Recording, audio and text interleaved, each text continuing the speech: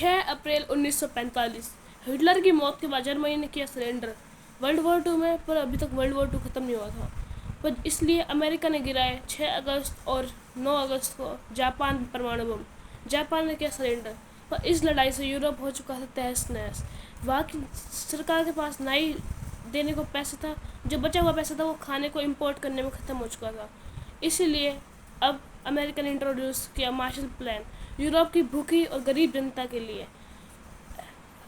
Power का खेल ऐसा है कि कोई अगर एक प्लेयर चला जाएगा तो दूसरा प्लेयर आएगा।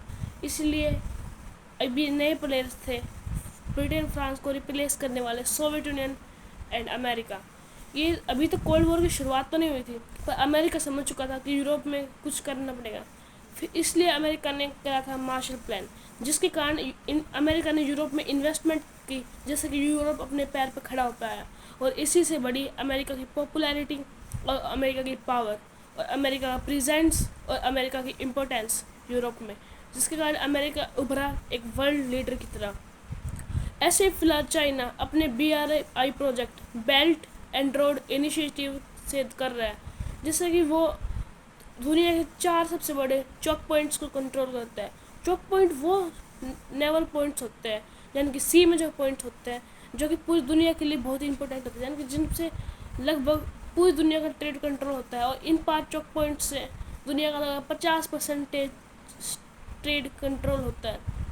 और अब हमारा इंडिया G20 की समिट होस्ट कर रहा था, और इसी से इंडिया ने एक नया आइडिया और ओपिनियन लिया है, India middle east east European corridor, जिससे कि इंडिया चाइना के बेल्ट एंड रोड इनिशिएटिव का एक मेजर पार्टनर तो नहीं, पर उसकी जगह उसके एक अपोनेंट की तरह खड़ा होगा, जो कि उसको स्किप करने, बेल्ट एंड रोड इनिशिएटिव को स्किप करना है क्या पूरा काम करेगा। इसमें मेन कंट्रीज़ है इंडिया, मिडिल ईस्ट की कंट्रीज जैसे कि जॉर्डन, इसराइल, सऊदी अरबिया और UAE, और उनके सामने है यूरोप के अंदर फ्रांस और इटली जो पहले चाइना के BRI का मेन प्रोजेक्ट था, क्योंकि इटली 4 बार रिसेशन झेल चुका है और इटली के पास अपने पैर पर खड़े होने के बहुत कम रिसोर्सेज है, तो उसके पास ऑप्शन ही बहुत कम थे।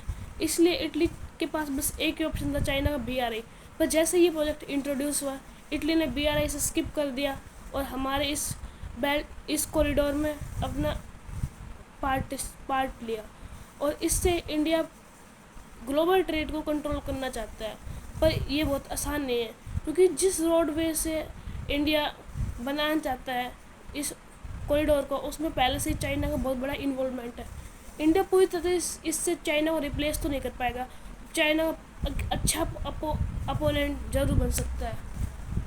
मिडिल ईस्ट की कंट्रीज़ के अलावा इस पूरे प्रोजेक्ट के पार्ट्स में यूरोप भी आता है, जिसमें यूरोप के 3 कंट्रीज़ ग्रीस, इटली और फ्रांस आता है, यानी कि पूरा ईस्ट और वेस्ट यूरोप का कुछ हिस्सा, जिससे कि इंडिया टर्की, जिसे गेटवे ऑफ यूरोप मान जाता है, जो कि ईस्ट और वेस्ट को जोड़ता है, उसको पूरी तरह स्किप कर देगा, और इंडिया मिडिल ईस्ट से होते हुए इस कॉरिडोर को अंजाम देगा। इस कॉरिडोर से इंडिया ना सिर्फ ऑयल और टेक्नोलॉजी, यहाँ तक कि अपने प्रोडक्ट्स को भी बेच पाएगा। इटली का जो मेन स्टांस था कि वो चाइना के BRI प्रोजेक्ट में था। इटली का मानना था कि वो उसकी जो ट्रेड है, उसका एक्सपोर्ट्स है, वो बढ़ जाएंगे चाइना में। पर इस इटली के एक्सपोर्ट्स में तो कोई खास बढ़ोतरी आई नहीं, और ज़्यादा चाइना ने इटली पर बहुत ज़्यादा प्रेशर डाल दिया और बहुत ज़्यादा एक्सपोर्ट करना स्टार्ट कर दिया, और इटली की इकोनॉमी को इससे कोई ज़्यादा फ़ायदा नहीं हुआ, बल्कि नुकसान ही हुआ।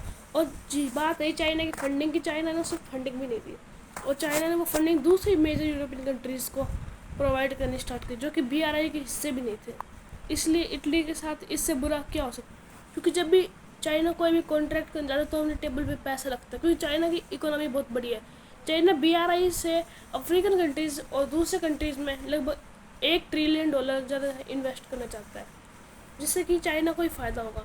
यहाँ तक कि चाइना ग्राउंड रियलिटी पे अगर वो प्रोजेक्ट सफल नहीं हो पाता, उस कंट्री की इनकम जनरेट नहीं हो पाती, तो फिर चाइना का जो वो कर्ज तो दे नहीं पाएंगे। इसलिए चाइना उनके पोर्ट्स वगैरह, एयरपोर्ट्स, पोर्ट्स और जो चीज़ें उन्होंने दी है, उनको 99 ईयर्स की लीज पे ले लेता है।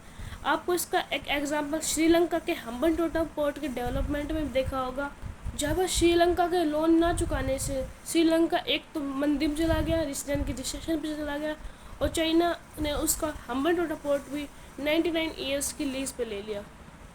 और यहाँ तक कि अफ्रीकन कंट्रीज़ में भी चाइना ने जब अपना प्रोजेक्ट बनाना स्टार्ट किया, कि रेलवे लाइन्स वगैरह को कंस्ट्रक्ट करना स्टार्ट किया, वहाँ पर अफ्रीकन मेन लोकल पॉपुलेशन को एम्प्लॉयमेंट देने की जगह उन्होंने अपनी चाइनीज़ वर्कर्स को जो कि चाइना में थे, उन्हें चाइना से अफ्रीका भिजवाया और उनसे काम करवाया। चाइना की ही एम्प्लॉयमेंट और चाइना का ही पैसा।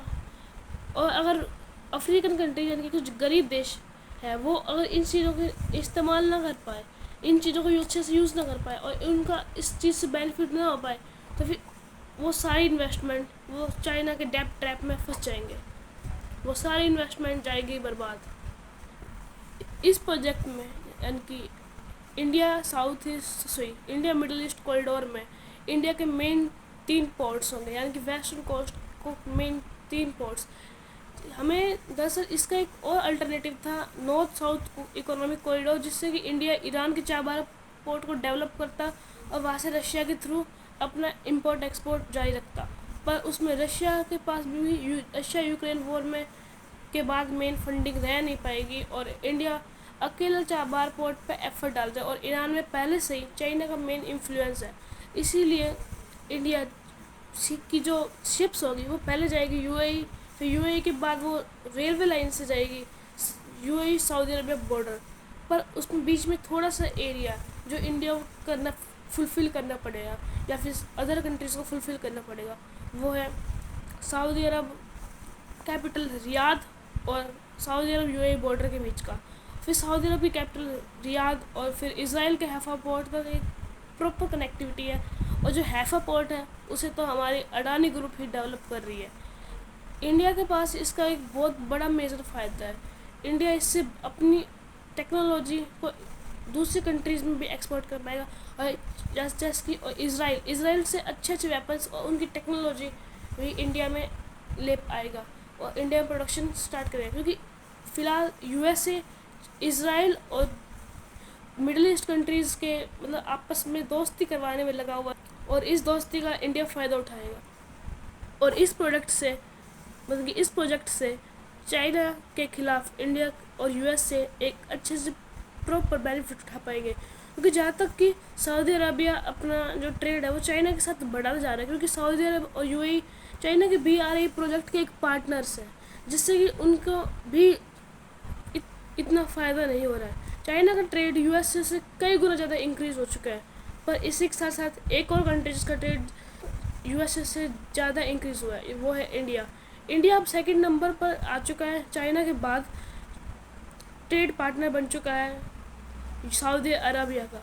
इस प्रोजेक्ट में इंडिया को मेन इंफ्रास्ट्रक्चर डेवलप करने की जरूरत नहीं पड़ेगी, क्योंकि इसमें पहले से ही बहुत ज़्यादा सऊदी अरब वगैरह कंट्रीज़ जो है वो गल्फ़ कंट्रीज़ है, उनके पास बहुत अच्छा इंफ्रास्ट्रक्चर है, इसलिए इंडिया को इंफ्रास्ट्रक्चर डेवलप करने की ज़रूरत भी नहीं पड़ेगी, यानी कि सब कुछ रेडीमेड है।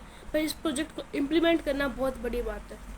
इससे अमेरिका को भी प्रॉफिट होगा, क्योंकि अमेरिका, आप सोचेंगे कि अमेरिका इस प्रोजेक्ट का मेन हिस्सा भी नहीं है, तो अमेरिका को कैसे प्रॉफिट होगा? क्योंकि अमेरिका जो पहले एक वर्ल्ड पावर था, अब उभरती हुई वर्ल्ड पावर बन रहा है चाइना।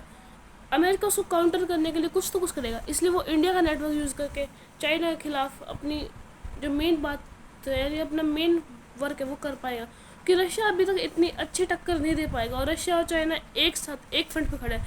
रशिया की आर्मी और रशिया की मिलिट्री बहुत ताकतवर है, पर उसके पास इकोनॉमिक पावर नहीं है, और वो इकोनॉमिक पावर है चाइना के पास, जिसके कारण रशिया और चाइना दोनों मिलकर अमेरिका के खिलाफ एक बहुत बड़ा सब्सटेंस इकट्ठा कर सकते हैं, और फिर चाइना और रशिया दोनों मिलकर अमेरिका की पावर का कंट्रोल भी कर सकते हैं। अमेरिका की मेन पावर है यूरोपियन कंट्रीज़ में, पर यूरोपियन कंट्रीज अभी चाइना की तरफ झुकाव थोड़ा थोड़ा कर रही है, इससे कि अमेरिका की पावर भी कंट्रोल और काउंटर हो रही है। इसी का एक मेन बेनिफिट कर सकता है हमारा देश भारत, वो अमेरिका के साथ मिलकर अमेरिका उसको फंडिंग, अगर अमेरिका इसके बारे में फंडिंग रेज करेगा तो फिर इंडिया अपने इस कॉरिडोर को अच्छे से डेवलप कर पाएगा।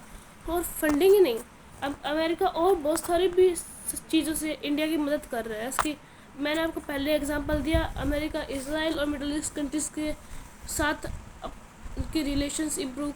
और इसी से सुएज कैनाल का जो मेन क्राइसिस आया था, 6 दिनों तक एवरी ग्रीन नाम की एक शिप फंस चुकी थी और वहाँ से ग्लोबल ट्रेड पर आपको पता ही होगा कितने ज़्यादा इम्पैक्ट पड़ा था। और इसी से हम इसको भी काउंटर कर पाएंगे।